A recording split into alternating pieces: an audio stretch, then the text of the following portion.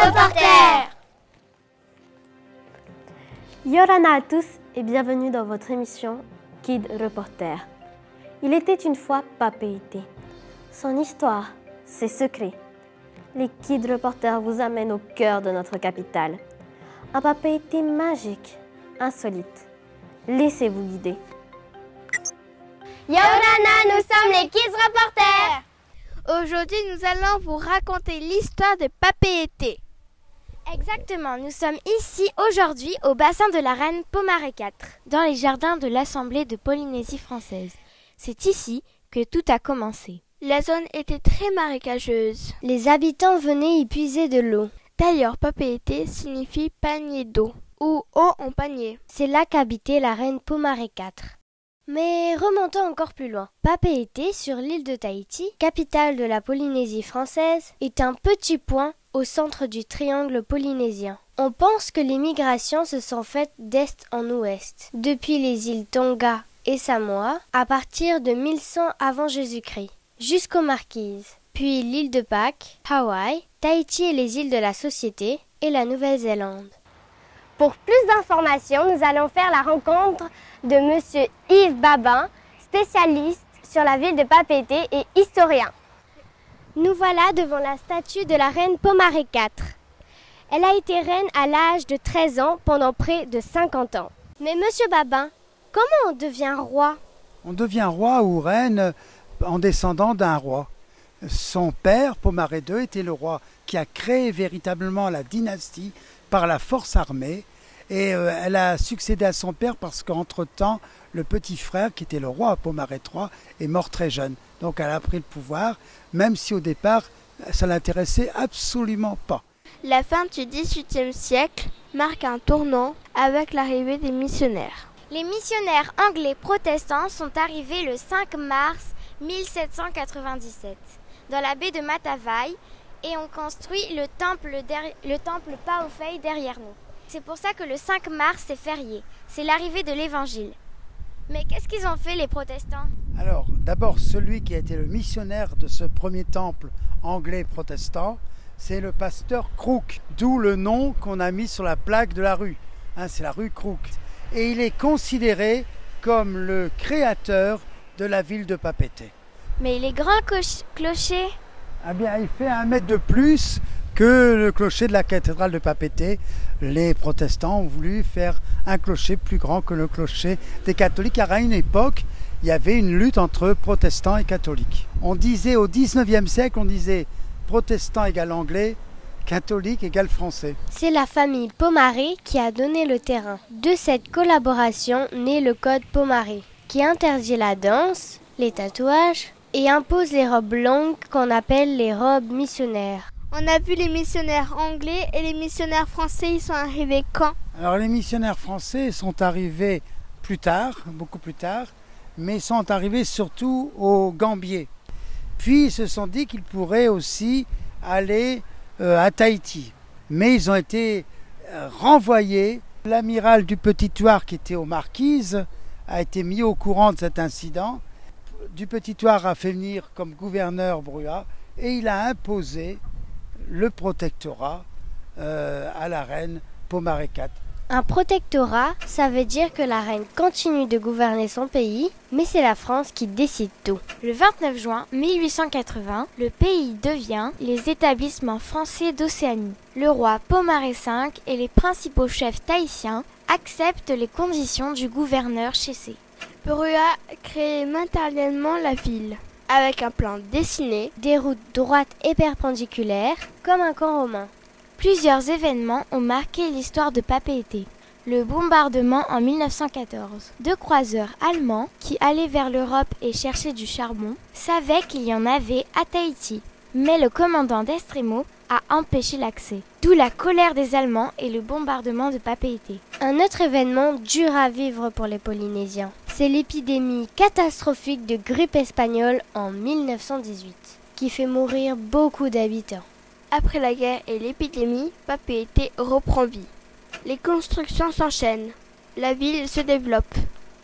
Le 29 décembre 1945 est créé le Franc Pacifique. le franc des colonies françaises du Pacifique. Papeete est aussi et surtout un port.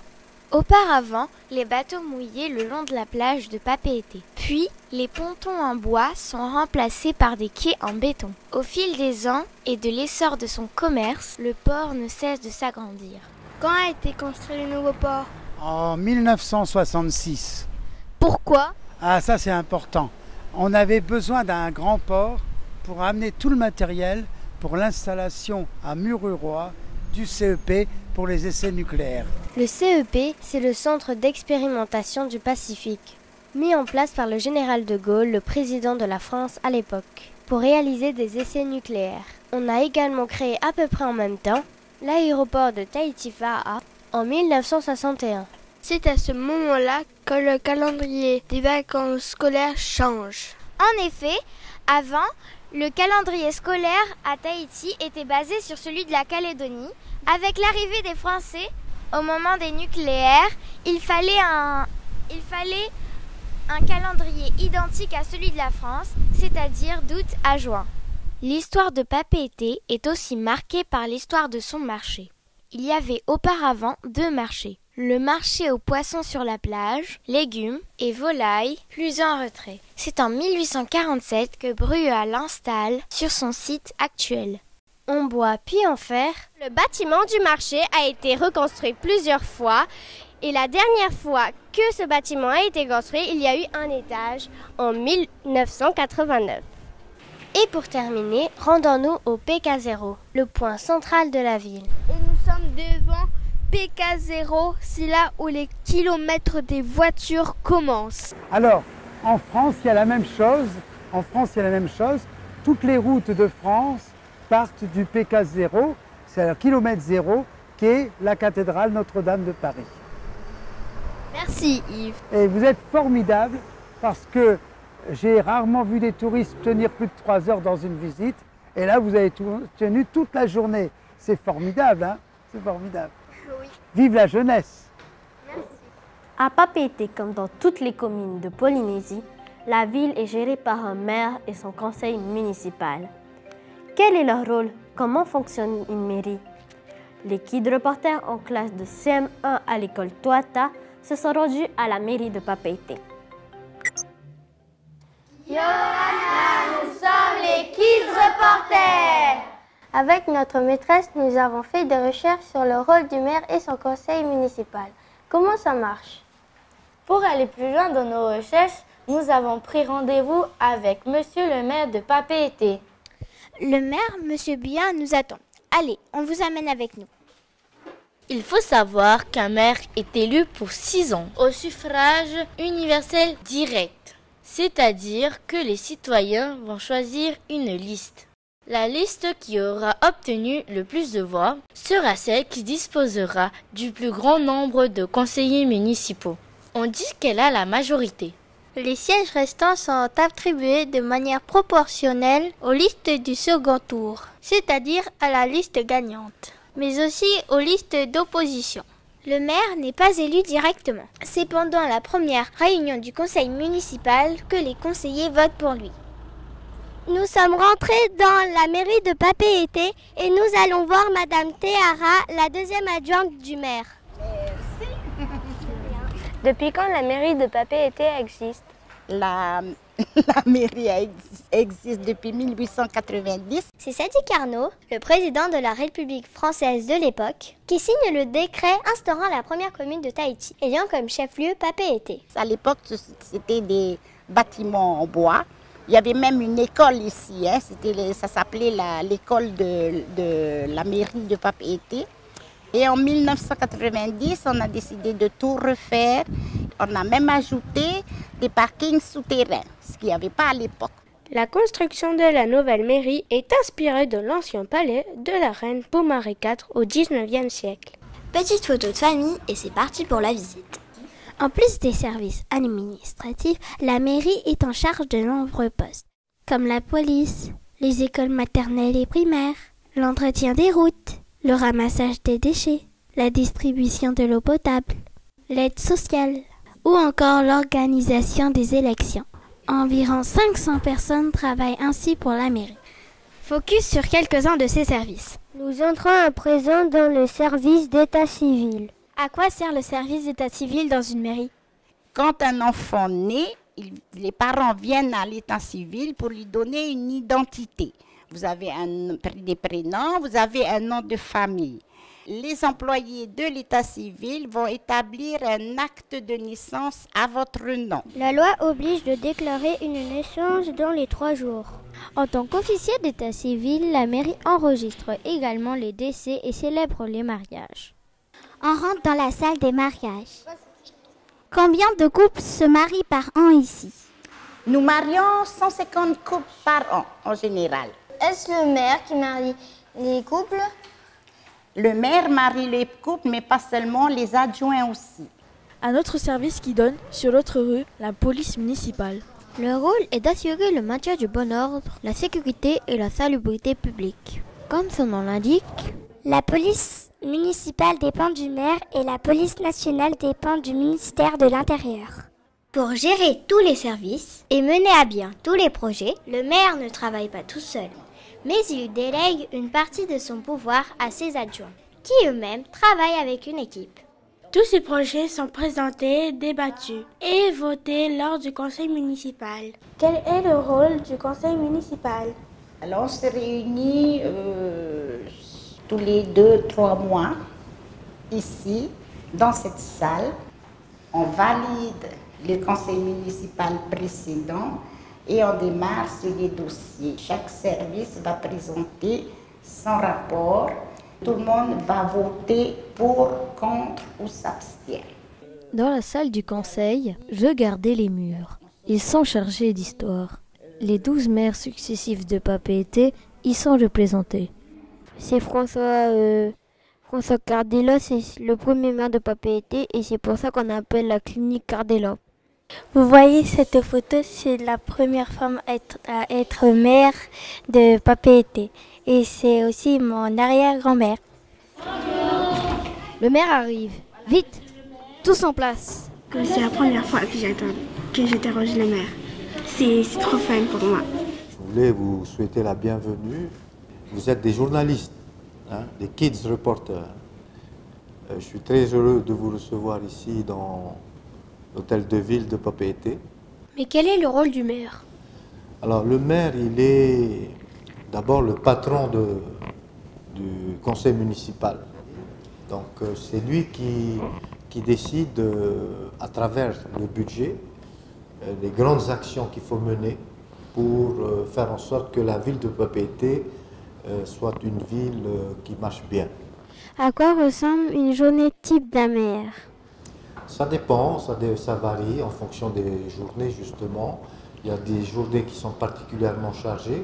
Le maire a des réunions, des rendez-vous. Il travaille avec ses conseillers municipaux sur de nouveaux projets pour la ville ou essaye d'améliorer des choses qui ne fonctionnent pas bien. Il va à la rencontre des habitants, se déplace sur des chantiers en cours, sur de grands événements. Ses activités sont très variées. Qu'aimez-vous le plus dans votre métier? Quand la ville donne satisfaction aux demandes des populations qui sont en difficulté. Qu'est-ce qui vous a poussé à devenir maire? C'est le fait du hasard. J'ai jamais voulu être maire. Je suis plutôt porté vers la musique, quand j'étais jeune. Et mon père était marin et mon père souhaitait que je prenne sa succession. Mais je n'ai pas souhaité le faire parce que je préférais rester sur terre, dans la ville, la musique, les copains, le sport, etc. Pour plus tard, envisagez-vous de vous présenter comme candidat aux élections présidentielles? Présidentielle? Non, jamais de la vie. Jamais. Quel message avez-vous pour tous les enfants qui regarderont cette vidéo? Si on allie notre souci de bien raisonner et de bien faire les choses avec ce que nous avons, nous ressentons au plus fond de notre cœur, je pense que là, on peut faire des choses extraordinaires. Merci, c'est moi qui vous remercie. Marie-Lou. Merci de nous avoir suivis. Avant de nous quitter, la question du jour. Qui fut le premier maire de Papeete? François Cardella en 1890 ou Michel Buyard en 1995? Si vous n'avez pas la réponse, revisionnez le reportage en replay sur polynésie.lapremière.fr. Suivez-nous aussi les Kids Reporters sur Facebook, YouTube et Instagram. À la semaine prochaine!